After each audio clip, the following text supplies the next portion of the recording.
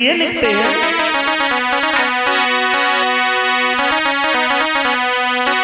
कि एक कंच की दो डाली पर किस्मत जुदा जुदा है। एक डाली जाए हवन में, एक से जली गई चिता है।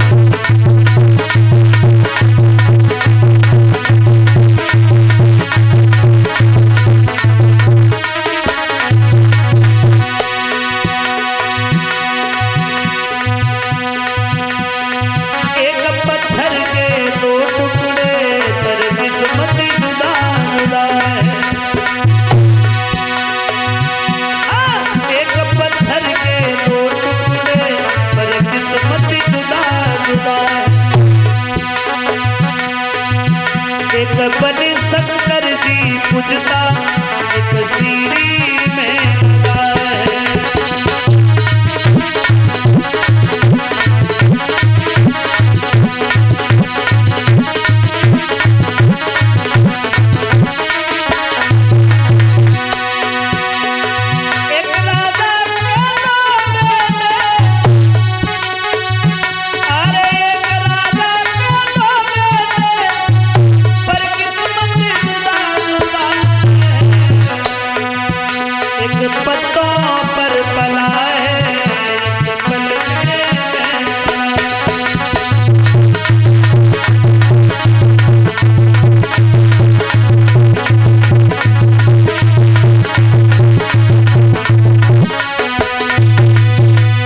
तो ये किस्मत होती है अपनी अपनी प्राणी की।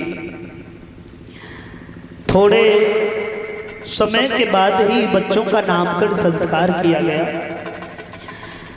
विद्वान ब्राह्मणों ने छोटी रानी के पुत्र का नाम उत्तम रख दिया और सुनीत ने अपने बच्चे का नाम ध्रुव रख लिया, नारद के कहे अनुसार। जब ये दोनों बच्चे थोड़े समझदार हुए हैं तो इन दोनों में बहुत बड़ा हित हो गया, बहुत बड़ा प्रेम हो गया।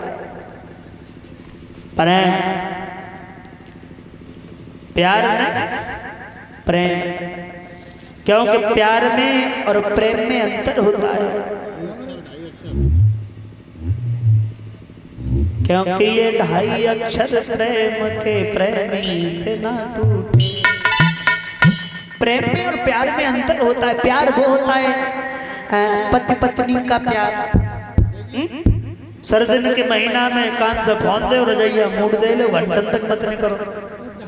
प्यार, प्रेम भाई भाई का प्रेम है, भाई बहन का प्रेम, ये प्रेम होता है। बताया है भक्तजनों, उन दोनों भाइयों में जब प्रेम हो गया तो उत्तम ने ये कहा है कि भैया हम लोग इधर उधर तो खेलते ही रहते, चला आज पिताजी के दरबार में चलेंगे। और उसी समय जब पहुंचे हैं दरबार में, महाराज उत्तानपाद ने देखा है तो अपने बड़े पुत्र उत्तम को, बड़े पुत्र ध्रुव को गोद में उठा लिया। उत्तम का हाथ पकड़ा, ले जा करके सिंहासन पर बैठ गए। लेकिन जहां पे ज्यादा लोग बैठे हों, सब एक विचारों के तो होते नहीं है। सब लोग बड़े प्रसन्न हुए, महाराज की आदत कितनी अच्छी है। रोजाना घर पे तो उत्तम को भी गोद लेते होंगे, आज ध्रुव आ गए तो ध्रुव को भी गोद उठा लिया। महाराज अपने बच्चों में कोई भेदभाव अंतर नहीं समझते हैं।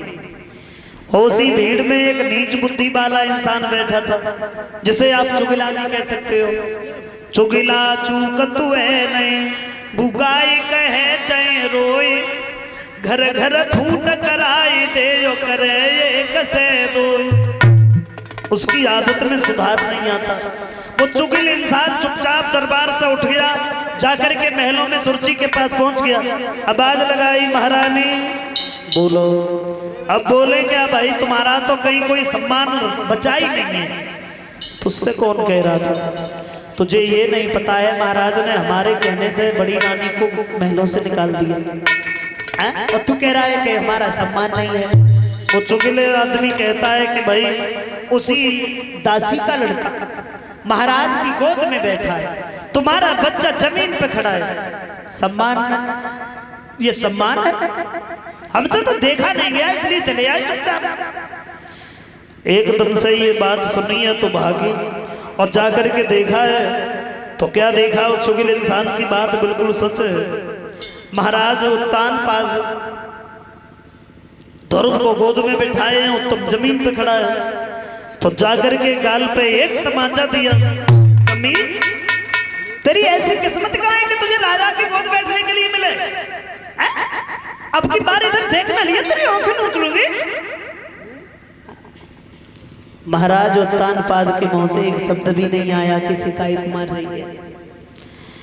एक बात कही, सच बात तो यह है कि तूने पूर्व जन्म में भजन नहीं किया।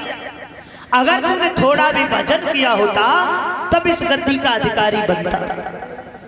तो ये बात हमारी समझ में आई कि सच कहा। हर किसी की किस्मत नहीं होती है बड़े घर में बड़े परिवार में जन्म मिल जाए। इसलिए अक्सर जो ज्यादा पैसे वाले लोग होते हैं उनके घरों में बच्चे कम होते हैं।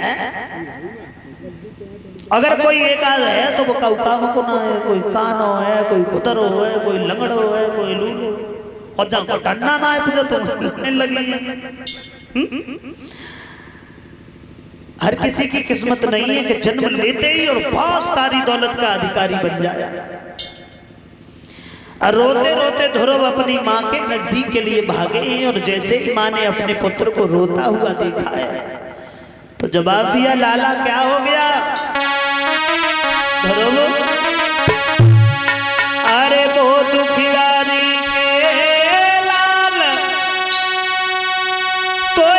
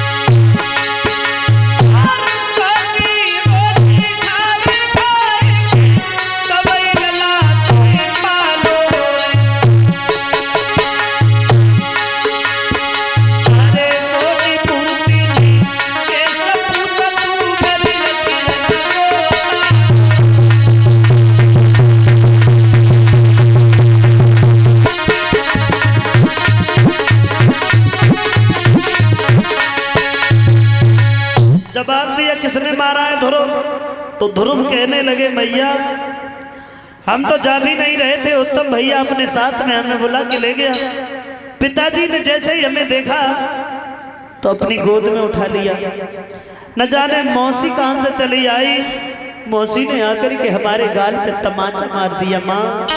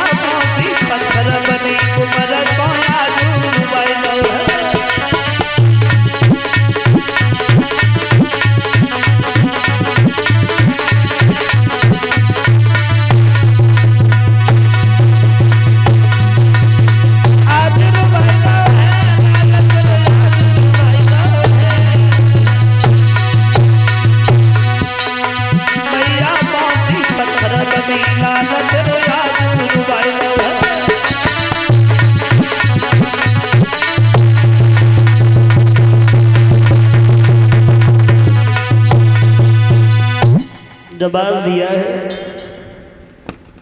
लाला तुम मौसी के मारने से ऐसे रो रहे हो, तुम्हें ये नहीं पता है मौसी में और माँ में कोई अंतर नहीं होता है? मौसी में और माँ में कोई अंतर नहीं होता है। तो बोले भैया मौसी के मारने का दुख नहीं है, अब दुख तो केवल इस बात का है कि मौसी हमें मारती रही, लेकिन पिताजी ने एक शब्द भी नहीं कहा। कुछ न कहते तो इतना ही पूछ लेते कि इसका दोष क्या है। कि ध्रुव की सुंदर परण कुटी अपना तट पे दिखलाती है,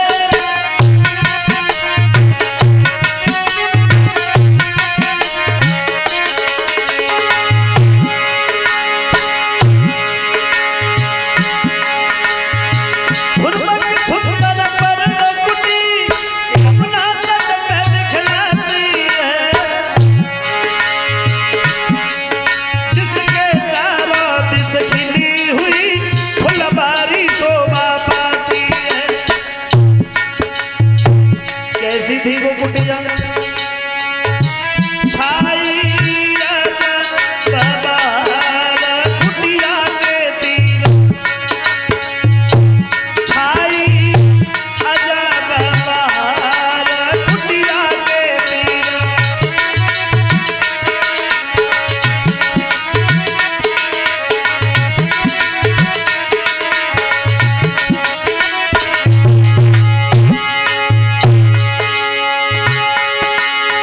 बड़े बड़े वृक्ष खड़े हैं और ठंडी चल समीर कुटिया के तीर, छाई अजब बहार कुटिया के तीर।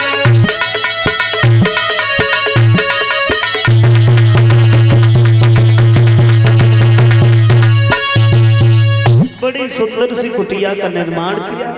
नारद वहां से चले गए तो ध्रुव ने पहला आसन 5 दिन का लगाया। 5 दिन के बाद में नेत्र खुले हैं तो क्या देखा है? बड़े सुंदर फल पड़े। स्नान किया, फल खाए और जल पीने के बाद में ध्रुव फिर बैठ गए। दूसरा आसन ध्रुव ने 25 दिन का लगाया। 25 दिन के बाद में जब नेत्र खुले तो क्या देखा? फल पड़े, उन्हें नहीं खाया, जल पिया और ध्रुव फिर स्नान करके बैठ गए। तीसरा आसन ध्रुव ने 5 महीने का लगाया। 5 महीने के बाद में तो जल को भी नहीं पिया, फल नहीं खाए। स्नान करने के बाद ध्रुव बैठे भी नहीं, खड़े हो गए। और जब खड़े हो गए प्राण वायु को रोक दिया, श्वास लेना जब बंद किया है, सीधे पैर के अंगूठा पे खड़े, दोनों भुजाओं को ऊपर कर दिया। नतीजा ये हुआ कि जब ध्रुव ने खींची प्राण वायु तो हबर की त्रिलोकी, हबर की त्रिलोकी, कहला मचा पानी हिला जल घुटने लगी।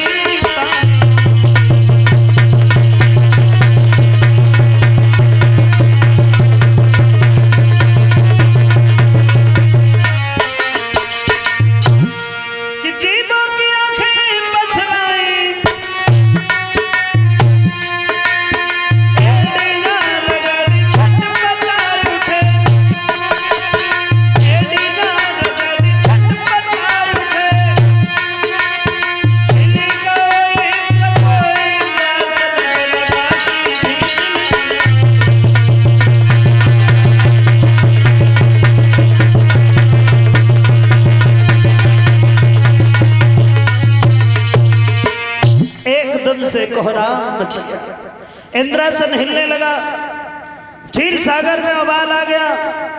और महात्मा नारद के लिए आवाज लगाई भगवान ने, तो नारद सामने पहुंच गए। जवाब दिया, प्रभु क्या बात है? भगवान कहने लगे, नारद ये प्रलय से पहले कैसी प्रलय नजर में आ रही है? तो जवाब दिया, तुम्हें पता ही नहीं है, 5 साल का बच्चा आया था, तुम्हारे नाम की तपस्या कर रहा है। 6 महीना हो गए और तुम हो जो दर्शन देने नहीं जा रहे हो। जवाब दिया है। अगर ये बात है तो फिर ध्रुव के सामने पहुंचने में भगवान ने देर नहीं लगाई, पल मात्र में ही प्रकट हुए हैं। आवाज लगाते रहे बेटा ध्रुव नेत्र खोलो, लेकिन ध्रुव ने आंखें नहीं खोली, क्योंकि जो स्वरूप भगवान का बताया था नारद ने उसे अपने हृदय में बसाए हुए थे।